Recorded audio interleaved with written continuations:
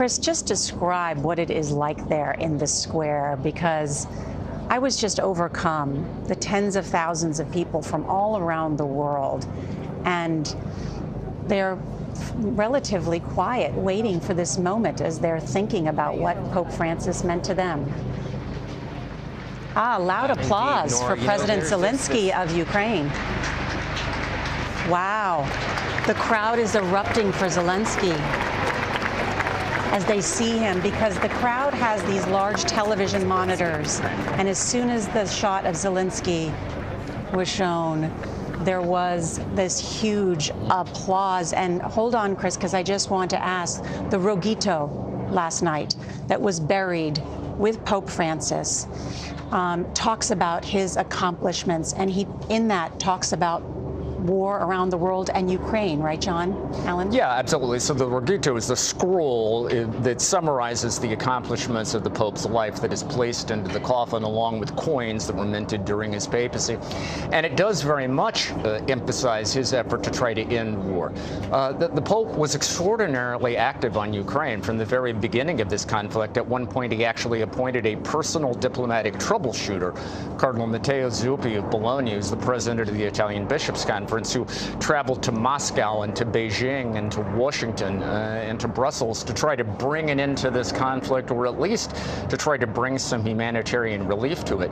Now, as with so many things during the Francis papacy, his engagement was not entirely uncontroversial. There were some who felt that he wasn't as foursquare on the side of the Ukrainians as he should have been. He was very much trying to keep lines of communication with Russia open as well. And there were some for whom that was not always a congenial stance. But I think the one thing you cannot question is that Pope Francis was a pope that wherever he saw war, he tried to stop it. And now we see, of course, members from Arab countries as well. This Pope also visited the Arabian Peninsula. One of his reforms was this interfaith dialogue, right? Yeah, clearly, in a particular way, Pope Francis prioritized outreach to Islam. He signed a historic agreement on human fraternity with the Grand Sheikh of Al-Azhar in Egypt, which many people call the Vatican of the Sunni Muslim world. And throughout the course of his papacy, the idea of trying to bring together people of all faiths, and for that matter, people of none. But I think in a way, Pope Francis aspired to be the leader of religious moderates, trying to show that religion is not a divisive force.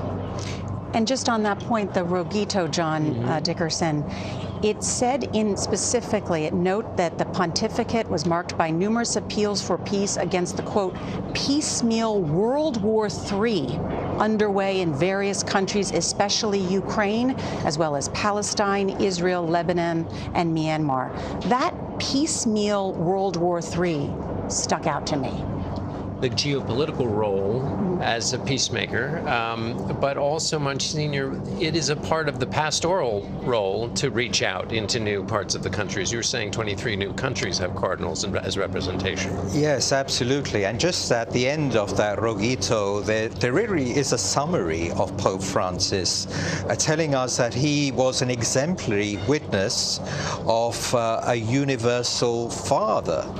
He was an exemplary witness of a holy life, and I think most importantly to me, an exemplary witness of humanity.